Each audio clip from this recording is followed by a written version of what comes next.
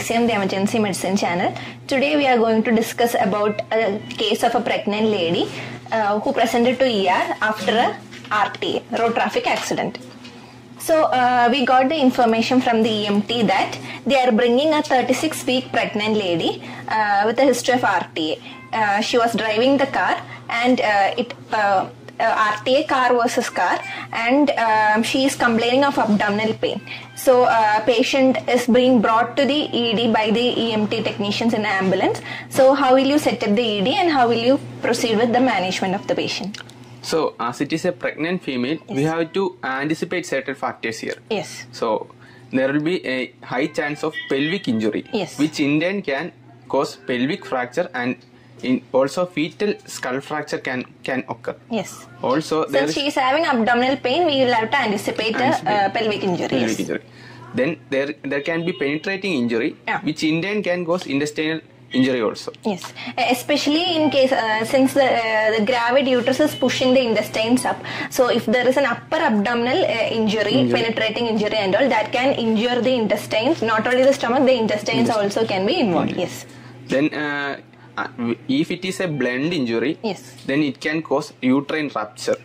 Or if it is a shearing type of injury, which in turn can cause uterine abruption also. Yes. So since she is having abdominal pain, we will have to anticipate all these things. And how will you set the ED before she arrives the ED? For setting up an ED, we should anyway have a trolley, yes, and intubation set should be ready with us. If at all, if it was needed for if chances of intubation occur. Yeah. And also we'll have to get a spine board. We'll have to get a wedge for lateral displacement or lateralization of the female lady, and uterus. And also we'll have to get others. Gynecological and neonatology should be informed about the same case. Yes. And and the crash cart should be ready for us. And the regular things like the IV cannula, everything should be arranged. Okay. So the patient has arrived. Patient is being shifted in a trolley. She is conscious, oriented, and she is able to complete in one full sentence. Only thing she is complaining is abdominal pain. So how will you assess this patient? So we'll go by trauma protocol. Yes. Initial assessment looks okay. So coming to airway, how's the airway, ma'am? Airway is patent. There is no pooling or gurgling or nothing is there. C-spine? C-spine is non-tender. Non-tender. Okay. Coming to breathing, how's the saturation and respiratory rate? Her saturation is 99% in room air and respiratory rate is 18 per minute. Okay. Looks fine. So what else will you look in the breathing? So air entry should be equal. Check.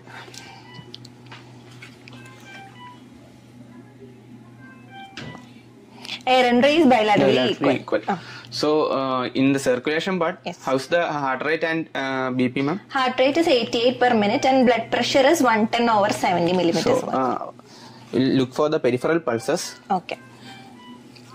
All peripheral pulses are felt equally and bilaterally. Okay.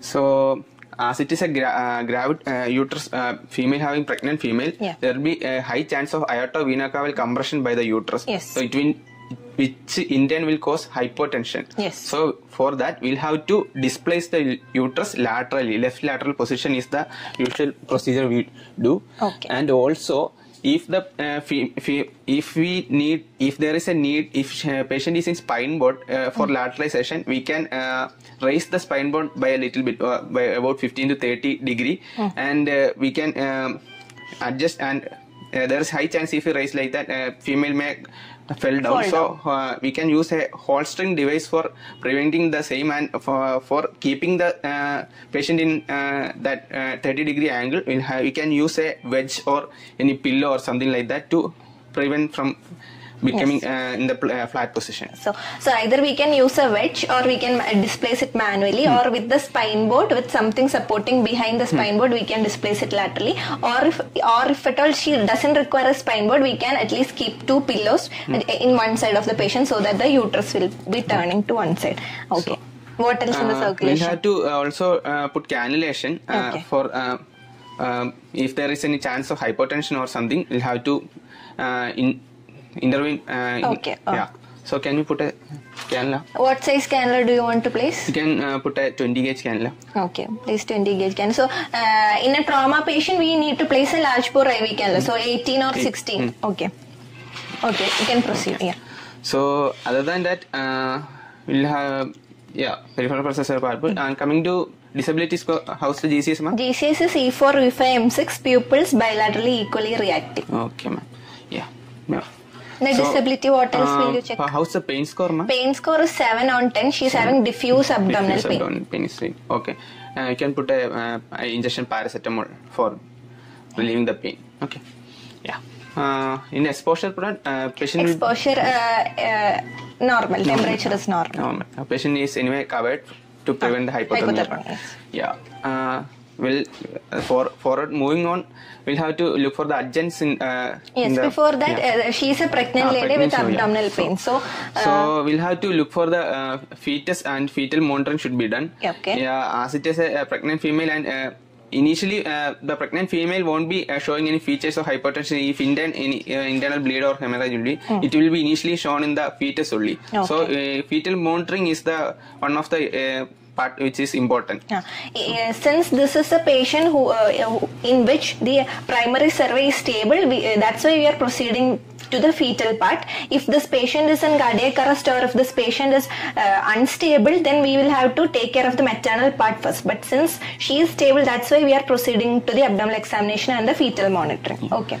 So in fetal monitoring, we'll have to monitor the female fetal monitoring with the help of if the female is greater than 10 weeks of gestation, we can use Doppler for the same. And if she is above 20 to 24 weeks, we can use continuous tomogram monitoring can be done. Okay. So there is high chance of fetal death in case of maternal shock, uterine rupture or uterine abruptions. Okay. So the signs which we usually see in uterine abruption are there will be uterine tenderness and there will be uterine contractions will be there and uterine tetany.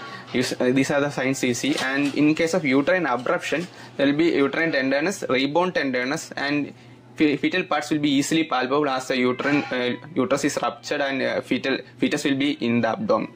Okay, so these things should be checked in the disability if the patient is stable and if there is any abdominal pain and all, if she is complaining of. In abruption, anyway, patient might be unstable and patient will be in severe pain depending on the bleed, the intensity of the bleed. Okay. So other than that, continuous tomogram monitoring greater than 24 hours are usually required in cases when there is injury severity score is greater than 9 or female mother heart rate is greater than 110 or fetal heart rate is greater than 160. 160, yes. So in this patient, abdomen wise, when you examine, there is no rigidity guarding or fetal parts are not palpable. You can actually, when you palpate it, you are able to get the normal fetal movements. So that is also normal. So you can proceed with the adjuncts. Yeah. So coming to adjuncts, in mother's part, we'll look for pulse oximetry. You look for the saturation and all. How's the saturation and it was fine, normal, right? yes. So other than that, we'll get a ABG done. Okay. How's the ABG? pH is 7.42, PCO2 is 18, PCO2 is 28, bicarbonate is 18 and PO2 is 97. Okay. Is the values okay with you? In a normal person, it will be a little low as the bicarb and PCO2 is low. Okay. But in female patient, pregnant lady, there will be increased minute volume. Okay. So which in turn cause bicarb to low, bicarb will be low and the PCO2 will be also low. Okay. So in a pregnant lady, we are expecting ABG findings like a pH of 7.4 to 7.45 is accepted and a bicarbonate of between 18 to 22 is fine and PCO2 also there will be a PCO2 washout because of the increased tidal volume. The respiratory rate of the pregnant lady will be okay, but the minute ventilation is increased by increasing the tidal volume. So a PCO2 will be slightly around 30s, those range. So that is also normal in a pregnant lady. Okay. Okay. So other than that, we'll be doing a fast also, Okay. fast USG ultrasound for ruling out any other trauma or something. How's the fast, ma'am? So fast was done, and we are getting there is no solid organ injury, and EFAS is also okay. But there is a suspected hematoma noted near the placental side, approximately 3 into 3 centimeters size.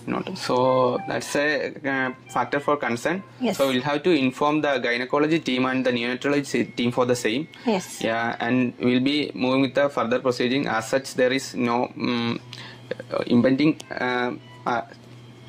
Okay, so this patient, since there is a hematoma seen, we are involving the gynec team. When else will you involve the gynec team in a pregnant lady with trauma? So other than that, if the fetal heart rate is changing, Yes. abnormal changes in fetal heart rate, or if there is any uterine tenderness, and if there is any other chances of bleeding, Okay. which occurs, yeah. Okay, so if the CT, if at all we are monitoring through CTG, if there is no accelerations or if there is continuous deceleration seen, then in these cases we will have to involve the gynec team. Okay, okay. Then Okay. Secondary survey, we'll have to get a proper history for the same. Ma'am, were there any injuries in any of the limbs? Head to foot examination, we are not able to find any external injuries. No, not. Yeah. Other than that, how's your abdominal pain? How's your abdominal pain right now? Pain has relieved. Now the pain score is only 5/10. Okay. So pain is reducing. Okay. So will you do a perineal examination for this patient? So perineal examination usually are done by the obstetrician gynecologist. When all it is contraindicated? The thing is that there is a high chance of preeclampsia which can occur, so usually done by the gynecologist. In placenta previa and all, it is contraindicated. We are not supposed to do a PV examination. Otherwise, also the gynec experts should be doing that. Suppose this patient is having a complaint of something coming out of the like a discharge from the vaginal area, like she is feeling that her fluid has been leaked. How will you assess that? So amniotic fluid leakage, that amniotic membrane rupture and leakage can be assessed if there is a fluid leakage with pH greater than 4.5. Okay. So we should assess the pH of the secretion. Yeah. Okay, fine. Okay. So how will you, suppose this patient is having severe abdominal pain and a fast is becoming positive for a solid organ injury and all. And if at all this patient is in hypotension and if this patient requires a laparotomy in such condition and all, suppose in imaging like a CT is indicated. So what is the... CT, as such, we usually... try to avoid any radiological investigations in a pregnant female, and which is more usually not indicated in the first trimester, as it can cause any abnormality in the fetus. Other than that, a pregnant female can injure up to 50 milligauton of radiation.